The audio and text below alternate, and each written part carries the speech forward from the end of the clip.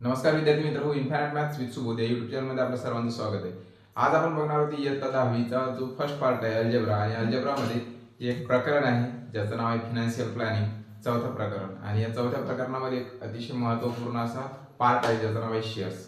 आता शेअरच्या संदर्भात आज आपण काय करणार आहोत, एकंदरीत जाणून घेणार आहोत की शेअर्स कशा प्रकारे असतात, म्हणजे शेअर म्हणजे नेमकं काय असतं, हा पार्ट आपण इथे आजच्या व्हिडिओमध्ये जाणून घेणार आहोत। तर व्हिडिओला सुरुवात करण्याआधी अजूनपर्यंत जर नवीन असाल आपल्या चॅनलवर आणि चॅनलला अजून सबस्क्राईब केलेलं नसेल तर लगेच आपल्या चॅनलला सबस्क्राईब करा।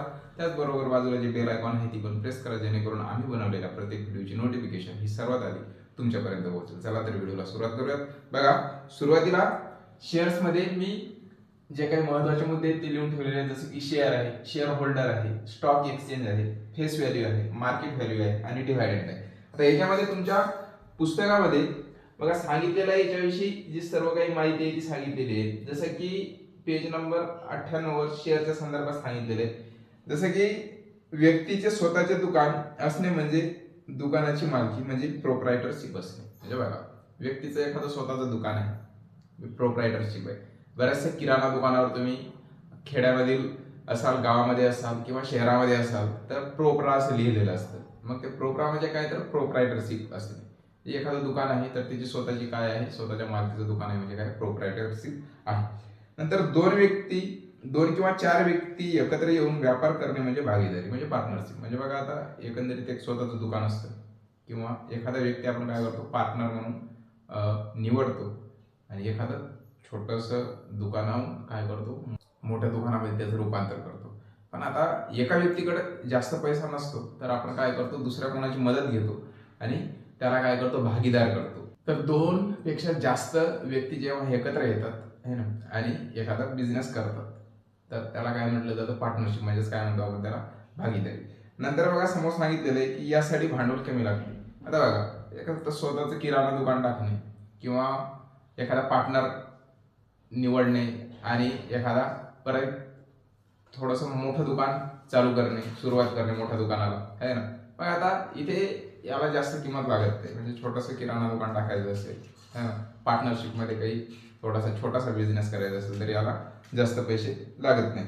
त्याच्यानंतर याला भांडवल कमी लागते, परंतु एखादी कंपनी, उद्योग किंवा कारखाना सुरू करायचा असेल तर मोठ्या भांडवलाची गरज असते। हे भांडवल समाजाकडून उभे करावे लागते। आता बघा, हे झालं एक छोटंसं किराणा दुकान। त्याच्यानंतर समजा त्या किराणा दुकानालाच जे साहित्य आहे मोठ्या प्रमाणात, म्हणजे एकाच किराणा दुकानाला नाही तर शहरामध्ये, आता खेड्यामध्ये एखादं छोटंसं दुकान असते आणि तो शहरामध्ये जातो आणि त्या दुकानदाराकडून काय करतो, जे त्याला साहित्य आहे ते आणतो। मग ते जो दुकानदार साहित्य पुरवतो तर ते एकाच खेड्यातल्या दुकानाला नाही तर बरेचसे खेडे असतात शहराच्या आजूबाजूला, त्यांना काय करतो, तो साहित्य पुरवत असतो। ही झाली काय, पार्टनरशिप। पण मग त्या शहराच्या दुकानामध्ये जे काही साहित्य येत असेल तर ते साहित्य कुठल्या तरी काय येते, कंपनीतून येते किंवा मोठ्या डीलरकडून येते। मग ती जर कंपनीच जर स्थापन करायची असेल, बरं का, ती जर काय करायची असेल, कंपनी स्थापन करायची असेल, उदाहरणार्थ बिस्किट आहेत किंवा चॉकलेट आहेत, एखादी जे आपण जे काही दैनंदिन वस्तू आपण वापरतो जेवणामध्ये, खाण्यामध्ये किंवा वापरासाठी, आहे ना, टेबल असतील, खुर्च्या असतील, अशा बनवण्याच्या ज्या कंपन्या आहेत त्या कंपनीत जर चालू करायची असेल तर काय लागते, मोठं भांडवल लागते। मग हे जे मोठं भांडवल आहे हे दोन किंवा चार व्यक्तीकडून, चार व्यक्ती जमा झाले, एकत्र आले आणि त्यांनी पैसा केला, म्हणजेच तुमचा एखादा मोठा बिझनेस चालू झाला, मोठी कंपनी तुम्ही सुरू केली, असं होत नाही। याच्यासाठी बराचसा पैसा लागतो। पण हा जो पैसा आहे हा काय केला जातो, तर हा पैसा समाजाकडून म्हणजे अदर जे लोक आहेत त्यांच्याकडून काय केला जातो, जमा केला जातो। नंतर बघा, समोर सांगितलेलं आहे, कारखाना किंवा कंपनी सुरू करण्यासाठी इच्छुक असलेले व्यक्ती एकत्र येतात व समाजाकडून भांडवल उभे करून कंपनी स्थापन करतात। भारतीय कंपनी कायदा 1956 नुसार कंपनीची नोंदणी होते। कंपनी स्थापन करणाऱ्या व्यक्तींना कंपनीचे प्रवर्तक म्हणजे प्रमोटर्स म्हणतात व अशी कंपनी म्हणजेच मर्यादित पब्लिक लिमिटेड कंपनी होय। हे बघा, ज्यांना कारखाना सुरू करायचा आहे असे 2 ते 4 व्यक्ती सुरुवातीला एकत्र येतात। मग त्यांचं प्लॅनिंग वगैरे झाल्याच्या नंतर की बाबा आपल्याला काय करायचं, एखादी मोठी कंपनी सुरू करायची, मग ते काय करतात, तर ते आल्याच्या नंतर कंपनी रजिस्टर करतात आणि त्याच्यामध्ये 1956चा जो कायदा आहे त्याच्यानंतर कंपनी रजिस्टर होते आणि ही जी कंपनी आहे किंवा पब्लिक कडून आपण काय करणार, पैसे जमा करणार, नंतर कंपनी सुरू करणार, तर ही कंपनी असते तुमची पब्लिक लिमिटेड कंपनी. आणि हे जे सुरू करणारे माणसं आहेत, जे 2-4 व्यक्ती समोर आले, एक कारखाना त्यांनी सुरू केला, एखादी कंपनी त्यांनी सुरू केली, तर यांना काय म्हणतात, तर प्रवर्तक म्हणजेच काय, प्रमोटर्स असं म्हणतात. नंतर बघा, कंपनी सुरू करण्यासाठी जेवढा पैसा लागणार आहे त्यास म्हणतात भांडवल. बघा, आता कंपनी जी सुरू करण्यासाठी जेवढा, आता समजा त्यांनी ठरवलं की बाबा आपल्याला 1 कोटी रुपये लागणार आहेत कंपनी सुरू करण्यासाठी, 4 जण आहेत, 1 कोटी लागणार आहेत. माझ्या काय, मग प्रत्येकाकडे तर समजा 10-10 लाख आहेत, मग असे 10-10 लाख झाले, चौघाचे 40 लाख, एखाद्याकडे थोडे कमी जास्त शिल्लक पैसे असून त्यांनी एकूण तिकून जोड जमा करून 50 लाख रुपये जमवले, परंतु आणखी 50 लाख रुपये लागणार आहेत. मग हे 50 लाख काय करायचे, तर अदर जे लोक आहेत, समाजातील जे लोक आहेत, त्यांच्याकडून काय करायचे, ते जमा करायचे. व्यवस्थित ही कन्सेप्ट लक्षात घ्या. कंपनी सुरू करण्यासाठीचा जे काही मी सांगत आहे की 4 लोक आलेले आहेत, त्यांचे 50 लाख आणि बाकीचे जे 50 लाख आहेत ते काय करणार आहेत, समाजाकडून जमा करणार आहेत. मग जे त्यांना कंपनी सुरू करण्यासाठी 1 कोटी रुपये लागणार आहेत, तर ते 1 कोटी म्हणजे काय, त्यांचं ते भांडवल आहे. म्हणजे 1 कोटी काय लागणार आहे, त्यांना पूर्ण भांडवल लागणार आहे. त्याला आपण इंग्लिशमध्ये कॅपिटल असं म्हणतो. या भांडवलाचे लहान लहान समान भाग करतात. हे साधारणपणे 1, 2, 5, 10 किंवा 100 इत्यादी किमतीचे असतात. या प्रत्येक भागाला शेअर म्हणतात. हे शेअर विकून कंपनीसाठी भांडवल उभे केले जाते. बरं, ज्याप्रमाणे मी सांगितलं, तर त्यांना लागणारे किती, 1 कोटी लागणार. त्यांच्याकडे आहेत किती, 50 लाख रुपये आहेत त्या चौघांकडे. 50 लाख रुपये त्यांना समाजाकडून जमा करायचे आहेत. मग 50 लाख जर त्यांना समाजाकडून जमा करायचे आहेत, तर मग ते काय करतात, त्याचे शेअर काढतात. त्या कंपनीचे काय काढणार, शेअर काढणार. मग एका शेअरची किंमत ते ठरवणार. सपोज त्यांना त्या 50 लाखामध्ये जर समजा 100 शेअर करायचे असतील, तर त्याप्रमाणे एका शेअरचा तो काय करतील, भाग करतील. त्याच्यानंतर जर सपोज त्यांना त्या शेअरचे 50 लाख लागणार आहेत त्यांना, तर 25 लाख जर शेअर करायचे असतील, बघा 25 लाख शेअर जर करायचे असतील, तर एका शेअरची किंमत किती राहणार, तर 2 रुपये राहणार. अशा प्रकारे काय करतात, ते शेअर काढतात कंपनीची की 50 लाख लागणार आहेत आणि त्याप्रमाणे मग ठरवलं जातं. होऊ शकतं की बाबा 10 लाखाचा पण एक शेअर असू शकतो, हे ना, किंवा 1 लाखाचा पण एक शेअर असू शकतो. म्हणजे 1 लाखाचा जर एक शेअर जर असेल, तर फक्त 50 शेअर काय होतील, निघतील त्या कंपनीचे. ठीक आहे, अशा प्रकारे. नंतर आता हे जे काही मी सांगत आहे, हे थोडंसं एखाद्या उदाहरणाच्या आधारे मी तुम्हाला समजून व्यवस्थित सांगणार आहे, तुमच्या लक्षात येईल असं. नंतर शेअर बघा, कंपनीच्या भाग भांडवलीतील एक भाग म्हणजे एक शेअर. शेअर सर्टिफिकेट यावर एका शेअरची किंमत, शेअरची संख्या, अनुक्रमांक इत्यादी छापलेली असते. बघा, आता शेअर ज्यावेळेस काय करते, कंपनी काढते. मग कंपनीनं शेअर काढल्याच्या नंतर त्याच्यावर काय असते की बाबा आपण किती शेअर त्या कंपनीचे घेतले, त्याच्यावर अनुक्रमांक राहते 1, 2, 3, 4. त्याच्यानंतर शेअरची संख्या असते. शेअरची संख्या म्हणजे नंबर ऑफ शेअर्स, 1, 2, 3 जेवढे घेतले. त्याचबरोबर एका शेअरची किंमत, म्हणजे एका शेअरची किंमत जर समजा 100 रुपये असेल आणि 2 शेअर जर तुम्ही घेतलेले असतील, तर एकूण शेअर तुमच्याकडे किती रुपयाचे, 200 रुपयाचे 2 शेअर. अशा प्रकारे काय असते, तर शेअर सर्टिफिकेटवर पूर्ण नमूद केलेलं असतं. नंतर भागधारक किंवा शेअरधारक, नंतर काय, तुमचं शेअर होल्डर. बघा, सुरुवातीचा शेअर झाला, नंतर शेअर होल्डर म्हणजे आपण त्याला म्हणलेलं आहे इथे भागधारक किंवा शेअरधारक. कंपनीचे शेअर विकत घेणारी व्यक्ती त्या कंपनीचे भागधारक म्हणजे शेअरधारक होते. भागधारक हा त्याच्याकडे असलेल्या शेअरच्या प्रमाणात त्या कंपनीचा मालक असतो. बघा, जे शेअर होल्डर असतात, समजा एखाद्या कंपनीचं, आता समजा एखादी 1000 रुपयाला एक कंपनी सुरू झालेली आहे, तिचा एक शेअर 100 रुपयाचा आहे आणि तुम्ही तो शेअर विकत घेतलेला आहे, किंवा तुम्ही त्याचे 5 शेअर विकत घेतलेले. 5 शेअर म्हणजे तुम्ही घेतले 500 रुपयाचे शेअर. कंपनीची किंमत किती आहे, 1000 रुपये. म्हणजे 50% शेअर तुम्ही जर तुमच्याकडे असतील, तर तुम्ही काय असता, 50%चे मालक त्या कंपनीचे असणार. 10% जर शेअर घेतलेले असतील, किंवा समजा त्या कंपनीचा 100 रुपयाचा एक शेअर तुम्ही घेतलेला असेल, 1000 रुपयाची कंपनी आहे, तर तिथे तुम्ही 10% त्या कंपनीचे काय असणार, मालक असणार. नंतर स्टॉक एक्सचेंज इथे सांगितलेलं आहे बघा, जेथे शेअरची खरेदी विक्री होते त्या शेअर बाजार, स्टॉक एक्सचेंज किंवा स्टॉक मार्केट किंवा इक्विटी मार्केट, कॅपिटल मार्केट किंवा शेअर मार्केट म्हणतात. समाजाकडून भांडवल उभे करून सुरू केलेली म्हणजेच पब्लिक लिमिटेड कंपनी शेअर बाजारात सूचीबद्ध लिस्टेड कंपनी असणे आवश्यक असते. बघा, हे जे काही मी शेअर विषयी संदर्भात सांगितलेले आहे, ती शेअरची जी खरेदी विक्री होती त्यासाठी तुम्ही शेअर मार्केटचं नाव ऐकलेलं असेल. त्या शेअर मार्केटमध्ये काय होते, शेअर खरेदी करणे दुसऱ्या कंपनीची, स्वतःची विकणे, है ना, जिथे या शेअरची खरेदी विक्री होते त्याला आपण म्हणतो शेअर मार्केट। आणि ज्यावेळेस आपण शेअर मार्केटमध्ये आपल्या कंपनीचे शेअर विकतो किंवा आपण दुसऱ्या कंपनीचे शेअर विकत घेतो, तर ज्या कंपनीचे आपण शेअर विकत घेणार किंवा आपल्या कंपनीचे जर विकणार दुसऱ्या लोकांना, तर तिथे आपली त्या शेअर बाजाराच्या यादीमध्ये आपली कंपनी लिस्टेड असणं म्हणजे सूचीबद्ध असणं आवश्यक असतं। नंतर बघा दर्शनी किंमत आणि बाजारभाव। आता दर्शनी किंमत सांगितलेली आहे, कंपनीच्या शेअर सर्टिफिकेटवर छापलेल्या एका शेअरची किंमत म्हणजे शेअरची दर्शनी किंमत। आता शेअर सर्टिफिकेटवर जी छापून आलेली किंमत आहे ती काय, तिची झाली दर्शनी किंमत, म्हणजे त्याला आपण फेस व्हॅल्यू म्हणतो। नंतर आहे तुमचा बाजारभाव म्हणजे मार्केट व्हॅल्यू किंवा मार्केट प्राइस। ज्या किमतीची शेअर बाजारात शेअरची खरेदी विक्री होते त्या किमतीला त्या शेअर बाजाराचा भाव म्हणतात। म्हणजे तुम्ही आता 100 रुपयाचा शेअर विकत घेतला, पण त्या शेअरचा जर भाव काय असेल 200 रुपये झाला असेल, दुपटीनं वाढला असेल, म्हणजे 100चा 200 झाला असेल, तर तो काय झाली ती काय झाली त्याची मार्केट प्राइस झाली। तुम्ही विकत कितीला घेतला 100ला, मार्केटमध्ये शेअर बाजारात त्याची प्राइस किती झाली 200 रुपये। मग ते जे 200 रुपये आहेत ते 200 रुपये म्हणजे त्याचे काय, तर त्याची मार्केट व्हॅल्यू। ठीक आहे। नंतर आहे कंपनी स्थापन झाल्यावर जर तिची कामगिरी अपेक्षेपेक्षा चांगली झाली तर त्या शेअरची मागणी बाजारात वाढत जाते। शेअरची संख्या या ठराविक असते, म्हणजे पुरवठा वाढू शकत नाही, म्हणून त्या कंपनीच्या शेअरचे भाव वाढायला लागतात। या उलट जर कंपनीची कामगिरी खालावली तर शेअरचे भाव उतरतात। हा चढ उतार अनुक्रमे सिम्बॉल दिलेले, एक डाऊनवरचा आहे आणि एक अपवर्डचा आहे, या चिन्हांनी दाखवतात। या चढ उताराचा परिणाम म्हणून बाजारपेठेत निर्देशांक वाढतो किंवा कमी होतो। शेअर बाजारात शेअरचे भाव प्रत्येक क्षणी बदलत असतात। नंतर लाभांशमध्ये काय सांगितलेलं आहे बघा, एकदा वाचून घेऊयात।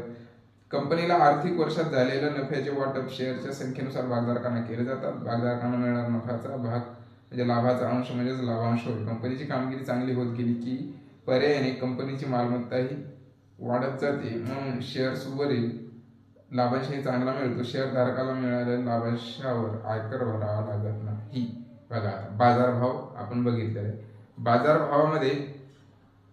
बाजारभावाच्या नंतर कंपनी स्थापन झाल्यावर काय सांगितलेलं आहे, जर तिची कामगिरी अपेक्षेपेक्षा जर काय असेल चांगली असेल, म्हणजे एखादी कंपनी काय केलेली स्थापन केलेली तर तिची जी कामगिरी आहे ती काय झालेली आहे अपेक्षेपेक्षा चांगली झालेली आहे। म्हणजे एखाद्या कंपनीचा खूपच चांगलं परफॉर्मन्स झालेला आहे, खूपच त्यांच्या शेअरचे भाव वाढलेले आहेत। मग जर शेअरचे भाव अशा प्रकारे काय झालेले असतील, वाढलेले असतील, तर त्याचा फायदा कोणाला होतो, तर त्याचा फायदा होतो ज्यांनी शेअर विकत घेतले त्यांना। मग आता त्यांना फायदा झाल्याच्या नंतर ते स्वतःचे शेअर काय करू शकतात, विकूही शकतात दुसऱ्या कंपनीला किंवा दुसऱ्या व्यक्तींना। मग दुसऱ्या व्यक्तींना विकल्याच्या नंतर त्यांचा काय होणार फायदा, म्हणजे 100चा शेअर त्याची 200 रुपये किंमत झाली, मग 100चा शेअर तर तुम्ही 100ला घेतला होता, मग 200ला विकला तर 100 रुपये नक्कीच तुमचा फायदा झालेला आहे ना।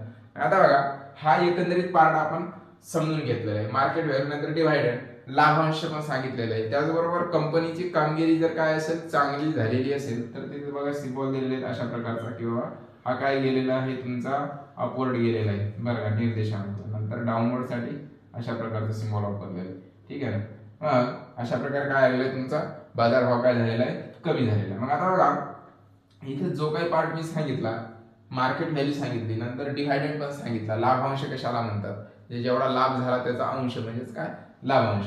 पण आता बघा एकंदरीत तुम्हाला या व्हिडिओच्या माध्यमातून तुम्हाला समजावून काय सांगायचं होतं की बाबा नेमकं शेअर बाजार किंवा शेअर कशा प्रकारे घेतल्या जातात, कंपनी कशी सुरू होते, तर हा पाठ थोड्याशा उदाहरणाच्या आधारावर आपण समजून घेऊ।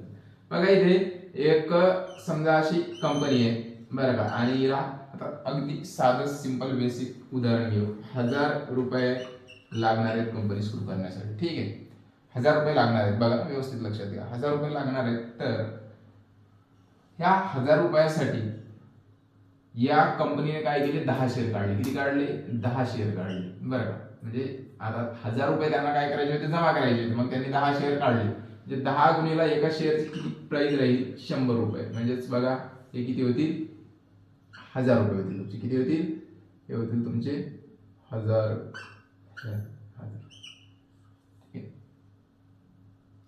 आता इथे 1000 रुपये आपल्याला पाहिजे होते, म्हणजे एक शेअर कितीचा काढला तर 100चा, एका शेअरची किंमत किती 100 रुपये।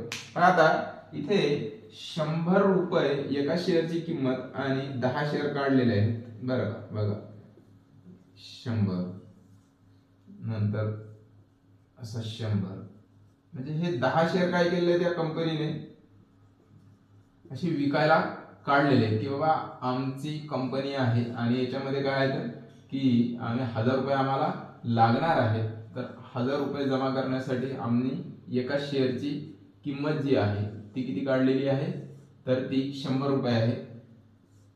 मग तुम्हाला जर घ्यायचा असेल आमच्या कंपनीचा शेअर तर तुम्हाला काय करायला लागेल, तर तुम्हाला 100 रुपये द्यावे लागतील. बघा असे 10 शेअर या कंपनीने काढलेले आहेत. बघा 1 2 3 4 5 6 7 8 9 आणि 10 शेअर काढलेले आणि काय केले, कंपनी सुरू केली. मग आता ABCDEFG जेवढे काही होतील हे 10 जे जण आहेत या 10 जणांनी काय केले, या कंपनीचे शेअर विकत घेतले, 100 रुपये दिले. बरं काय केले, 100 रुपये दिले, एक शेअर घेतला. बरं का, आता प्रत्येकाकडे काय आहे पहा, व्यवस्थित लक्षात घ्या. इथे 100 रुपये खर्च केलेले आहेत सर्व 10 जणांनी.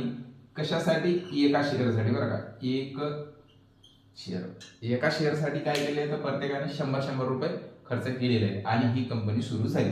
ठीक आहे, आता 100 रुपये देऊन ही कंपनी काय झाली, सुरू झाली. तिचं रजिस्ट्रेशन वगैरे झालं. रजिस्ट्रेशन झाल्याच्या नंतर म्हणजे शेअर मार्केटमध्ये रजिस्ट्रेशन झाल्याच्या नंतर तिचे शेअर विकण्यात आले. शेअर 10 जणांनी घेतले, एका शेअरला 100 रुपये देऊन 10 जणांनी प्रत्येकी एक शेअर घेतला आणि 1000 रुपये कंपनीला पोहोचल्याच्या नंतर ही कंपनी सुरुवात झाली.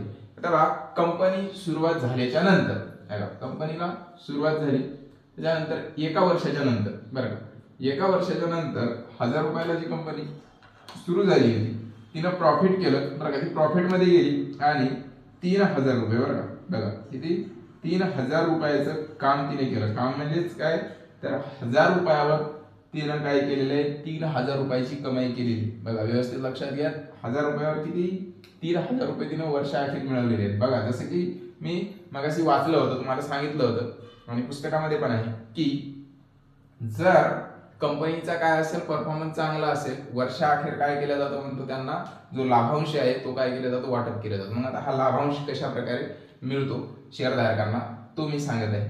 बघा एका वर्षाच्या आफ्टर 1 इयर, बरं का, एका वर्षानंतर 1 इयर आफ्टर,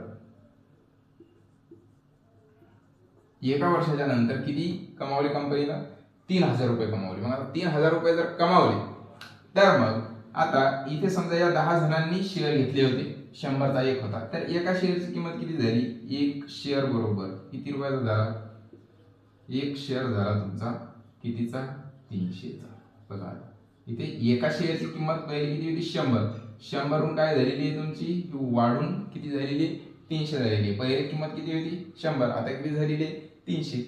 मग आता एका शेअरची किंमत इथे किती झाली, 300 झाली. आता पहा, मी ज्याप्रमाणे मगाशी वाचताना सांगितलं की इथे काय होत नाही की शेअरची संख्या नाही वाढवत आहे. या कंपनीनं 10 शेअर सुरुवातीला काढले हे ना, मग जर इथं समजा त्यांनी काय केलं की हा 3000 रुपये कमावले, तर मग मी शेअरची संख्या वाढवतो. इथे शेअरची संख्या नाही वाढत, 10 शेअर आहेत तर 10 शेअर राहणार. मग जर समजा कंपनी असं नाही म्हणणार की बाबा आता माझे किती झालेले आहेत, 1000चे 3000 रुपये झालेले आहेत, तर मग मी काय करतो, आता मी 30 शेअर विकणार 100चेच, है ना, असं होणार नाही. ते जर एकदा फायदा झाला तर कंपनीला शेअर वाढवता येणार नाही, तर शेअरची काय होईल, किंमत वाढली. काय वाढणार, शेअरची किंमत वाढणार. शेअर एक जो 100 रुपयाचा आहे त्याची किंमत किती वाढणार, तर त्या शेअरची, एका शेअरची किंमत वाढणार, एका शेअरच्या किमतीमध्ये वाढणार. शेअरच्या किमतीमध्ये वाढ होईल, पण इथे जे नंबर ऑफ शेअर आहेत ते नाही वाढणार, तर प्राइस वाढणार, त्याची किंमत वाढणार. बरं का, शेअरची संख्या वाढणार नाही, तर शेअरची काय वाढणार, किंमत वाढणार. बरं का, शेअरची किंमत वाढणार, शेअरची संख्या नाही वाढणार. ही गोष्ट काय करा, लक्षात घ्या. ठीक आहे, पहा आता इथे मग 3000, पहा आता इथे 3000 रुपये काय झाला होता, म्हणते जर कंपनीचा फायदा झाला तर एक शेअरची किती झाली, किंमत 300 रुपये. मग आता इथे जर समजा 300 रुपयाचा जर शेअर विकला है ना, तर इथे प्रॉफिट किती होईल, 200 रुपयाचा समजा काय होईल, प्रॉफिट होईल. आणि समजा दुसऱ्या वर्षी जर 5000 रुपये, त्याच 3चे किती झालेले, 5000 रुपये झालेले, तर काय होईल, तर इथे एका शेअरची किंमत किती होईल, तर एका शेअरची किंमत इथे 500 रुपये होईल बरं का. मग आता इथे 500 रुपये झाली. मग आता ज्यावेळेस या समजा वाय नावाचा माणूस होता, याने 200ला घेतला तर याला प्रॉफिट कितीच होईल, कारण याने 200ला घेतला होता, याला 500 न जर विकला तर त्याला 300चा प्रॉफिट होईल. परंतु हा जो माणूस आहे समजा याने जर विकला नसेल तर दुसऱ्या वर्षाअखेर याला कितीचा फायदा होईल किंवा त्याच्या शेअरची किंमत किती होईल, तर त्याच्या शेअरची किंमत 500 रुपये होईल आणि त्याने जर दुसऱ्या वर्षी विकला तर त्याला 400 रुपयाचा नफा होईल. तर अशा प्रकारे काय होत असतं, ज्याप्रमाणे शेअरची काय होते कंपनीच्या परफॉर्मन्सवर ज्याप्रमाणे शेअरची किंमत वाढते, तशीच जे खरेदी करणारे किंवा जे विक्री करणारे आहेत शेअरची त्यांचा पण इथे फायदा व तसेच जर इथे कंपनीचा जो भाव आहे शेअरचा किंवा शेअरची जी किंमत आहे ती जर काय झाली असेल डाऊन झाली, तर ही जी काही मी पॉझिटिव्ह मध्ये सांगितलेली आहेत तर ते पूर्ण काय जातात निगेटिव्ह मध्ये, म्हणजेच तेवढाच काय होत जातं त्यांना, तशा प्रमाणात ज्याप्रमाणे शेअरची संख्या कमी कमी होईल त्याप्रमाणे त्याचं काय होत जाईल, शेअरधारकांचं नुकसान होत जाईल. तर अशा प्रकारे एकंदरीत हा जो काही शेअर आहे ते कशा प्रकारे कंपनी सुरू होते, त्याचबरोबर त्यांना नफा तोटा कशा प्रकारे होतो, हा एकंदरीत आजच्या व्हिडिओच्या माध्यमातून आपण जाणून घेण्याचा प्रयत्न केलेला आहे. तर नक्कीच व्हिडिओ आवडला असेल तर तुमच्या मित्रांपर्यंत शेअर करा, व्हिडिओला आमचं लाईक करा, त्याचबरोबर व्हॅल्युएबल काही तुमची जे फीडबॅक आहेत ते कमेंट करा. नवीन असाल चॅनलवर तर चॅनलला सबस्क्राईब करा आणि बाजूला जी बेल आयकॉन आहे ती पण प्रेस करा, जेणेकरून आम्ही बनवलेल्या प्रत्येक व्हिडिओची नोटिफिकेशन सर्वात आधी तुमच्यापर्यंत पोहोचेल. भेटूयात नवीन व्हिडिओमध्ये, तोपर्यंत इथेच थांबूयात. नमस्कार.